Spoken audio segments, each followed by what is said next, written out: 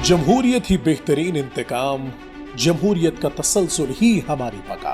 पाकिस्तान एक नाजुक मोड़ में दाखिल हो चुका है। जमहूरियत का रास्ता रोका गया तो पाकिस्तान की सालमियत को खतरा होगा। ऐसी बोसीदा स्टीरियोटिपिकल लाइन सुन सुन के हम सब बड़े हुए हैं। शायद हमारे बड़े भी यही लाइन सुनते होंगे।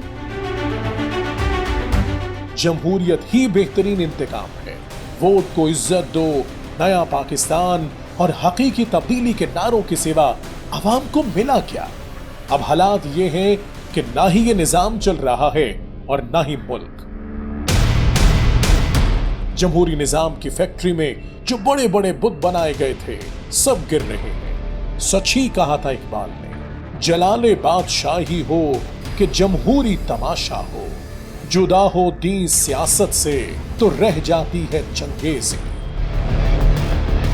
क़याम पाकिस्तान का असल मकसद तो मुसलमानों के लिए एक ऐसे अलहदा वतन का क़याम था जहां अल्लाह के बनाए हुए क़वानीन को नाइज करके फलाही रियासत कायम करनी थी। जमहूरियत के नाम पर हमें ऐसे रास्ते पर डाल दिया गया जहां चलकर हम अब एक ऐसे डेड एंड पर आ गए हैं जिसके आगे सिर्फ तबाही है। हमारी यूनिटी खत्म हो चुकी है। हम सब ने एक उम्मत, एक कौम बनकर यह मुल्क हासिल किया था, लेकिन आज हम सब कई फिरकों में बंट चुके हैं। लसानी, इलाकाई और कौमियत की बुनियाद पर तकसीम इस कदर बढ़ चुकी है कि एक जुबान बोलने वाला दूसरे के इलाके में नहीं जा सकता। जमहूरियत तो आवाम के लिए थी और मुंतखब करदा नुमाइंदों ने आवाम के हुकूक का तहफ़्फ़ुज़ करना था, लेकिन हुआ क्या?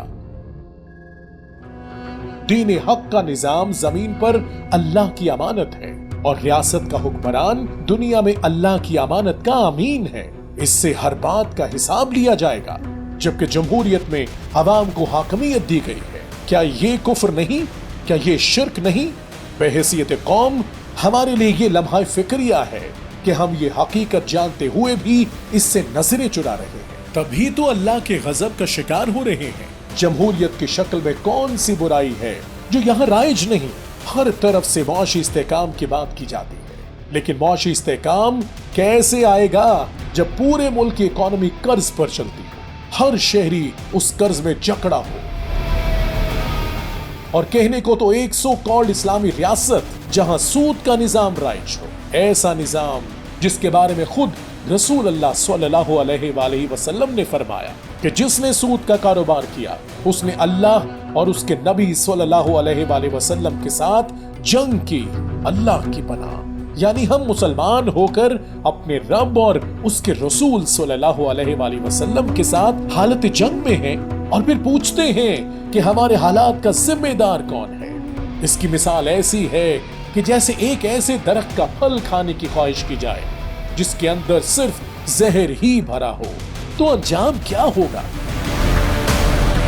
अब वक्त आ गया है कि ढके छुपे अल्फाज की बजाय हम खुलकर मगरबी जमहूरियत की बजाय अल्लाह की तरफ रुजू करें।